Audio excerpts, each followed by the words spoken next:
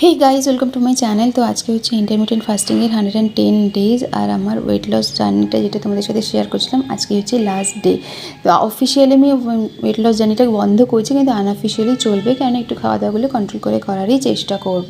তো 10 KG wait কমিয়েছি 6 মাসে, এটা মনে থাকবে আমার মোটামুটি সারা জীবন, কেন লাইফে ফার্স্ট টাইম আমি এত ওয়েট কমিয়েছি।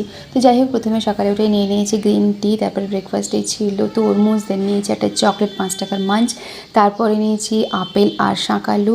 লাঞ্চে ছিল ভাত, নিম বেগুন ভাজা, বড়ি দিয়ে লাউয়ের তরকারি, পার্শে মাছের ঝাল আর স্যালাড। সন্ধেবেলা বেরিয়েছিলাম, তো ডিনারে নিয়েছি রুটি, তার সাথে এই গোলবাড়ি কষা মাংস স্টাইলেরই বানানো শ্যামবাজার 5 মাথাতেই রূপা বলে একটা মাটনের দোকান আছে, সেখান থেকে এনেছিলাম।